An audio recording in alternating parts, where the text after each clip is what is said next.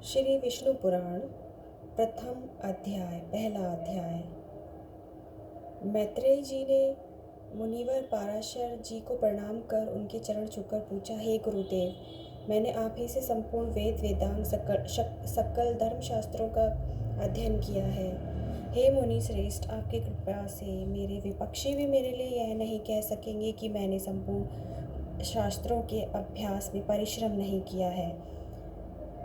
अब मैं आपके मुख से यह सुनना चाहता हूँ कि यह जगत किस प्रकार उत्पन्न हुआ है, आगे कैसे होगा, इस संसार का उपादान कारण क्या है, यह संपूर्ण चराचर किससे उत्पन्न हुआ है, पहले किस में लीन था, आगे किस में लीन हो जाएगा, समुद्र, पर्वत, देवता आदि की उत्पत्ति, पृथ्वी का अधिष्ठान, सूर्य का परिमाण, उनका आधार, देवता आदि के वंश, चारों युगों में विभक्त कल्प, कल्पों के विभाग, प्रलय का स्वरूप, युगों के पृथक पृथक संपूर्ण धर्म, देवर्षि और राज ऋषियों के चरित्र, वैदिक शास्त्रों की यथावत रचना, वर्ण, ब्रह्मचर्य आदि आश्रमों के धर्म। मैं आपसे सुनना चाहता हूँ कि आप मेरे प्रति अपना चित्त प्रसादोन्मुख कीजिए, जिससे हे महामुने मैं आपकी कृपा से सब जान सकूं। तो ऋषि पराशर जी बोले, हे मैत्रेय, मेरे पिताजी के पिता श्री वशिष्ठ जी ने जिसका वर्णन किया था, उसका पहले प्रसंग का तुमने मुझे अच्छा, उस पूर्व प्रसंग का यानी तुमने मुझे अच्छा याद दिलाया, इसके लिए तुम धन्यवाद के पात्र हो। जब मैंने सुना कि पिताजी को विश्वामित्र की प्रेरणा से राक्षस ने खा लिया है, तो मुझको बड़ा क्रोध आया। तब राक्षसों का ध्वंस करने के लिए मैंने यह यज्ञ करना शुरू किया। उस यज्ञ में सैकड़ों राक्षस जलकर भस्म हो गए। इस प्रकार उन राक्षसों को सर्वथा नष्ट होते देख मेरे महाभाग पितामह वशिष्ठ जी मुझसे बोले, पुत्र, अत्यंत क्रोध करना ठीक नहीं, अब इसे शांत करो। राक्षसों का कुछ भी अपराध नहीं है, तुम्हारे पिताजी के लिए तो ऐसे ही होना था। क्रोध तो मूर्खों को हुआ करता है, विचारवानों को भला कैसे हो सकता है। भला कौन किसको मारता है? इंसान स्वयं ही अपने किए का फल भोगता है। यह क्रोध तो मनुष्य के अत्यंत कष्ट से संचित यश और तप का भी प्रबल नाशक है। इस लोक परलोक दोनों को बिगाड़ने वाले इस क्रोध का महर्षिगण सर्वदा त्याग करते हैं, इसलिए क्रोध मत करो। अब इन बेचारे राक्षसों का भस्म करने से कोई लाभ नहीं, यज्ञ को समाप्त करो। साधुओं का धन तो सदा क्षमा ही होता है। दादाजी महात्मा के इस प्रकार समझाने पर उनकी बातों के गौरव का विचार करके मैंने यह यज्ञ समाप्त किया। मुनि श्रेष्ठ भगवान वशिष्ठ जी बहुत प्रसन्न हुए। उसी समय ब्रह्मा जी के पुत्र पुलस्त्य जी वहाँ आए। तो हे मैत्रेय, पितामह यानी वशिष्ठ जी ने उन्हें अर्घ्य दिया और तब वे महर्षि पुलह के ज्येष्ठ भ्राता महाभाग पुलस्त्य जी आसन ग्रहण करके मुझसे बोले। अब क्या बोले पुलस्त्य जी? तुमने चित्त में मेरा बड़ा वैर भाव रहने पर भी अपने बड़े बूढ़े वशिष्ठ जी के कहने से क्षमा स्वीकार की है। तुम संपूर्ण शास्त्रों के ज्ञाता होंगे। अत्यंत क्रोधित होने पर भी तुमने मेरी संतान का सर्वथा मूलोच्छेद नहीं किया। अतः मैं तुम्हें एक उत्तम वर देता हूँ। वत्स, तुम पुराण संहिता के वक्ता होगे और देवताओं के यथार्थ स्वरूप को जानोगे। मेरे प्रसाद से तुम्हारी निर्मल बुद्धि प्रवृत्ति और निवृत्ति यानी भोग और मोक्ष के उत्पन्न करने वाले कर्मों में निसंदेह हो जाएगी।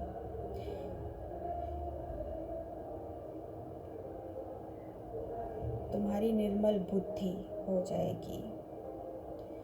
फिर मेरे पिता में भगवान वशिष्ठ जी बोले, पुलस्त्य जी ने जो कहा है वह सब सत्य होगा।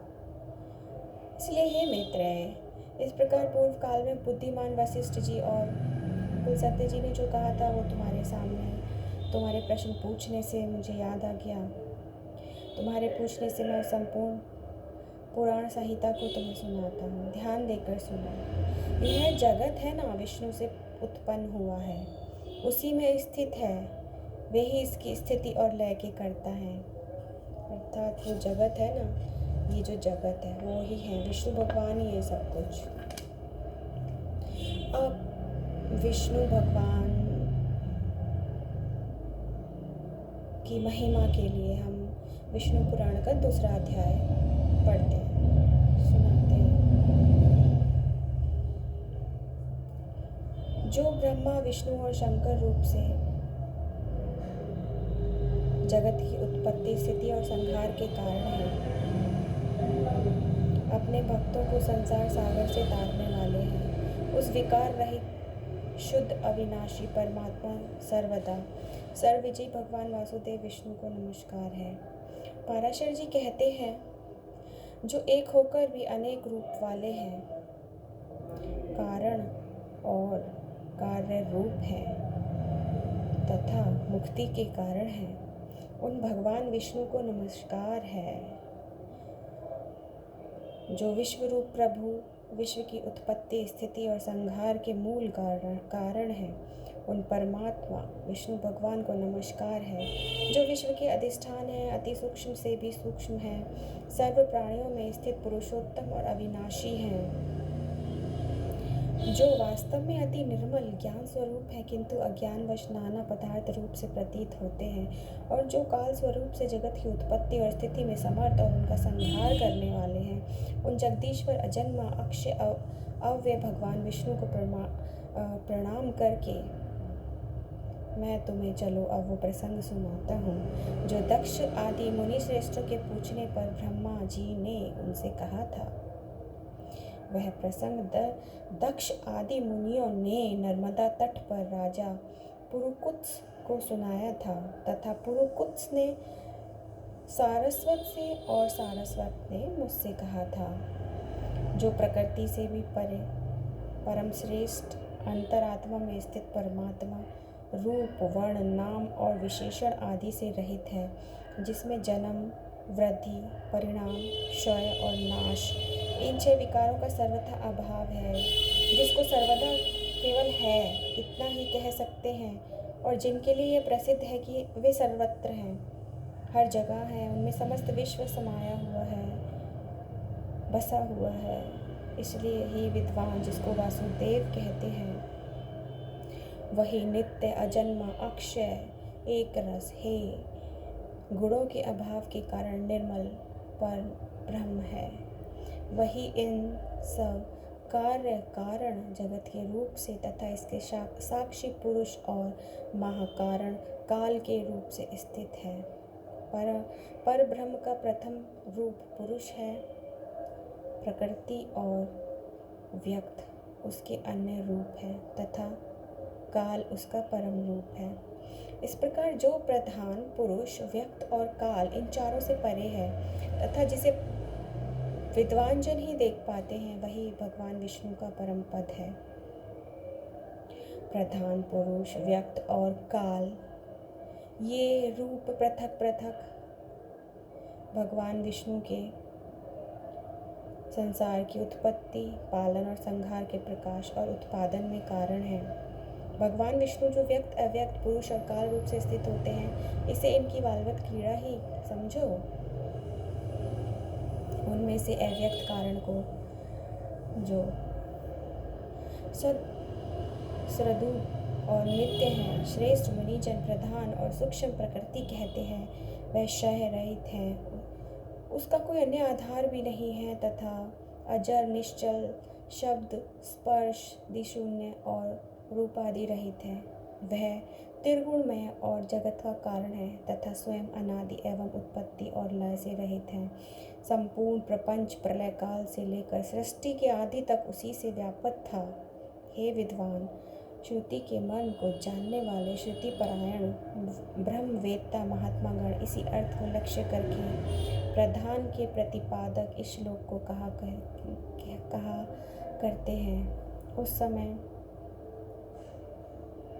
नाहो न रात्रि नभो न भूमि नार्सित मो ज्योतिर्भुज नान्यतः। श्रोतादि बुद्धथानुपलभ्यमेकं प्रधानिकं ब्रह्म पुमांस्तदासीत्।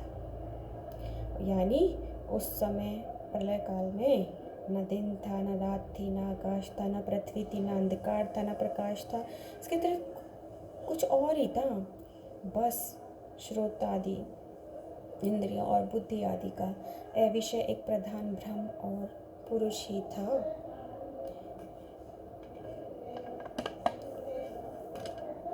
हे ब्राह्मण, विष्णु के परम स्वरूप से प्रधान और पुरुष ये दो रूप हुए। उसी के जिस अन्य रूप के द्वारा वे दोनों यानी सृष्टि और प्रलय काल में संयुक्त और वियुक्त होते हैं, उस रूपांतर का ही नाम काल है। बीते हुए प्रलय काल में यह व्यक्त प्रपंच प्रकृति में लीन था, इसलिए प्रपंच के इस प्रलय को प्राकृत प्रलय कहते हैं। हे ब्राह्मण, काल रूप भगवान अनादि है, इनका अंत नहीं है, इसलिए संसार की उत्पत्ति, स्थिति और प्रलय भी कभी नहीं रुकती। प्रलय काल में प्रकृति के साम्यावस्था में स्थित हो जाने पर और पुरुष के प्रकृति से पृथक स्थित हो जाने पर विष्णु भगवान का काल रूप प्रवृत्त होता है। उसके बाद उन परम ब्रह्म परमात्मा विश्व रूप सर्वव्यापी सर्वभूतेश्वर सर्वात्मा परमेश्वर ने अपनी इच्छा से विकारी प्रधान और अविकारी पुरुष में प्रविष्ट होकर उनको शोभित किया। जिस प्रकार क्रियाशील न होने पर भी गंध अपनी आप से ही मन को शोभित कर देता है, उसी प्रकार परमेश्वर अपनी सानिध्य मात्र से ही प्रधान और पुरुष को प्रेरित करते हैं। वह पुरुषोत्तम ही इनको शोभित करने वाले हैं और वे ही शुद्ध होते हैं तथा संकोच और विकास युक्त प्रधान रूप से ही वे ही हैं। ब्रह्मा समस्त ईश्वरों के ईश्वर विष्णु ही समष्टि व्यष्टि रूप ब्रह्मादि जीव रूप तथा महत्व रूप में स्थित है। सर्ग काल के प्राप्त होने पर गुणों की साम्यावस्था रूप प्रधान जब विष्णु के क्षेत्रज्ञ रूप से अधिष्ठ हुआ तो उससे महत्त्व की उत्पत्ति हुई। उत्पन्न हुए महान को प्रधान तत्व ने आवृत किया। सात्विक, राजस और तामस भेद से 3 प्रकार का है, किंतु जिस प्रकार बीज छिलके से संभाव से ढका रहता है, वैसे ही यह त्रिविध महत्व प्रधान तत्व से सवोर व्यापक है। फिर त्रिविध महत्व से ही वैकारिक यानी सात्विक, तेजस और तामस भूत आदि 3 प्रकार का अहंकार उत्पन्न हुआ। यह त्रिगुणात्मक होने से भूत और इंद्रिय आदि का कारण और प्रधान से जैसे महत्व व्याप्त है, वैसे ही महत्व से वह अहंकार व्यापक है। भूतादि नामक तामस अहंकार ने विकृत होकर शब्द, तन्मात्रा और उससे शब्द गुण वाले आकाश की रचना की। उस भूतादि तामस अहंकार ने शब्द तन्मात्रा रूप आकाश को व्याप्त किया। फिर आकाश ने विकृत होकर स्पर्श तन्मात्रा को रचा। उससे बलवान वायु हुआ, उसका गुण स्पर्श माना गया है। शब्द तन्मात्रा रूप आकाश ने स्पर्श तन्मात्रा वाले वायु को आवृत किया है। फिर वायु ने विकृत होकर रूप तन्मात्रा की सृष्टि की। वायु से तेज उत्पन्न हुआ, उसका गुण रूप कहा जाता है। स्पर्श तन्मात्रा रूप वायु ने रूप तन्मात्रा वाले तेज को आवृत किया। फिर तेज ने भी विकृत होकर रस तन्मात्रा की रचना की। उस रस तन्मात्रा से रस गुण वाला जल हुआ। रस तन्मात्रा वाले जल को रूप तन्मात्रा में तेज ने आवृत किया। जल ने विकार को प्राप्त होकर गंध तन्मात्रा की सृष्टि की। उससे पृथ्वी उत्पन्न हुई, जिसका गुण गंध माना जाता भी है। उन आकाश आदि भूतों में तन्मात्रा है, अर्थात केवल उनके गुण शब्द आदि ही हैं, इसलिए वे तन्मात्रा यानी गुण रूप ही कहे गए हैं। तन्मात्राओं में विशेष भाव नहीं है, इसलिए उनकी अविशेष संज्ञा है। वे अविशेष तन्मात्राएं शांत, घोर अथवा मूढ़ नहीं हैं। मतलब उनका सुख दुख मोह से अनुभव नहीं हो सकता। इसी प्रकार तामस अहंकार से यह भूत तन मात्रा रूप सर्ग हुआ है। 10 इंद्रियां तेजस अर्थात राजस अहंकार से और उनके अधिष्ठाता देवता वैकारिक अर्थात सात्विक अहंकार से उत्पन्न हुए कहे जाते हैं। इस प्रकार इंद्रियों के अधिष्ठाता 10 देवता और 11वां मन सात्विक है।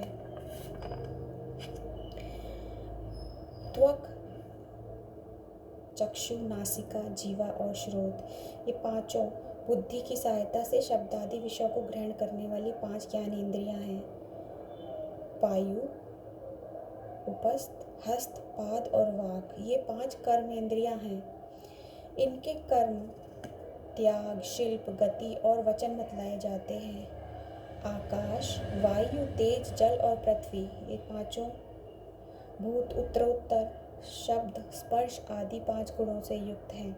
ये पांचों भूत शांत, घोर और मूढ़ हैं, अतः ये विशेष कहलाते हैं। इन भूतों में पृथक पृथक नाना शक्तियां हैं, अतः वे परस्पर पूर्णतया मिले बिना संसार की रचना नहीं कर सके।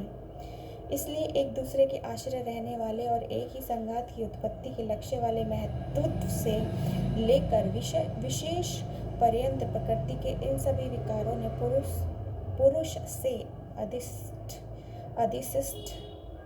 होने के कारण परस्पर मिलकर सर्वथा एक होकर प्रधान तत्व के अनुग्रह से अंड की उत्पत्ति की। जल के बुलबुले के समान क्रमशः भूतों से बड़ा हुआ वह गोलाकार और जल पर स्थित महान अंड ब्रह्म रूप विष्णु का अति उत्तम प्राकृत आधार हुआ। उसमें वे अव्यक्त स्वरूप विष्णु व्यक्त हिरण्य गर्भ रूप से स्वयं ही विराजमान हुए। उन महात्मा हिरण्य गर्भ का सुमेरु उल्व, अन्य पर्वत जरायु यानी गर्भाशय तथा समुद्र गर्भस्थ रस था। उस अंड में ही पर्वत और दीपादि के सहित समुद्र ग्रह गण के सहित संपूर्ण लोक देव असुर मनुष्य विविध प्राणी वर्ग प्रकट हुए। वह अंड पूर्व की अपेक्षा 10 गुण अधिक जल, अग्नि, वायु, आकाश और भूतादि अर्थात तामस अहंकार से आवृत है तथा भूतादि महत्व से घिरा हुआ है और इन सबके सहित वह महत्व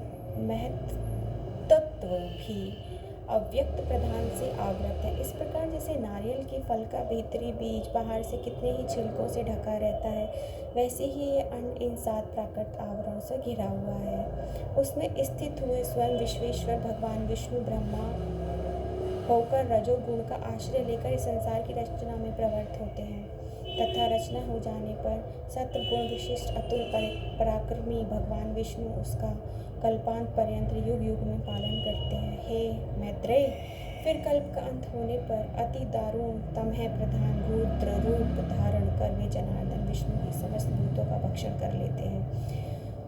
इस प्रकार समस्त भूतों का भक्षण कर संसार को जलमय करके वे परमेश्वर शेष शैया पर शयन करते हैं। जगने पर ब्रह्मा रूप होकर वे फिर जगत की रचना करते हैं। वह एक ही भगवान जनार्दन जगत की सृष्टि स्थिति और संहार के लिए ब्रह्मा विष्णु और शिव इन 3 संज्ञाओं को धारण करते हैं। वे प्रभु विष्णु ब्रह्मा होकर अपनी ही सृष्टि करते हैं, पालक विष्णु होकर पाल्य रूप अपना ही पालन करते हैं और अंत में स्वयं ही संहारक शिव तथा स्वयं ही लीन होते हैं। पृथ्वी, जल, तेज, वायु और आकाश और समस्त इंद्रियां और अंतःकरण आदि जितना जगत है सब पुरुष रूप है, क्योंकि वह अव्यय विष्णु ही विश्व रूप और सब भूतों के अंतरात्मा है। इसलिए ब्रह्मादि प्राणियों में स्थित सर्गाधिक भी उन्हीं के उपकारक हैं। अर्थात जिस प्रकार ऋषियों द्वारा किया हुआ हवन यजमान का उपकारक होता है, उसी तरह परमात्मा के रचे हुए समस्त प्राणियों द्वारा होने वाली सृष्टि भी उन्हीं की उपकारक है। वे सर्वस्वरूप श्रेष्ठ वरदायक और वरेण्य भगवान विष्णु ही ब्रह्मा आदि अवस्थाओं द्वारा रचने वाले हैं। वे ही रचे जाते हैं, वे ही पालते हैं, वे ही पालित हैं और वे ही संहार करते हैं और स्वयं ही संहत होते हैं। ये विष्णु पुराण ये का जो अनुवाद किया है ना, ये अनुवाद जिन्होंने किया है उनका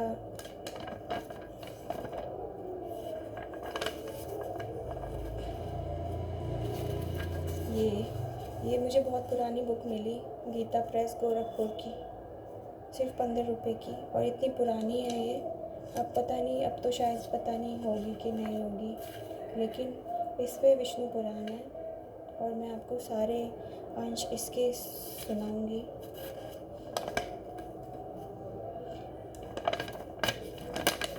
अच्छी है।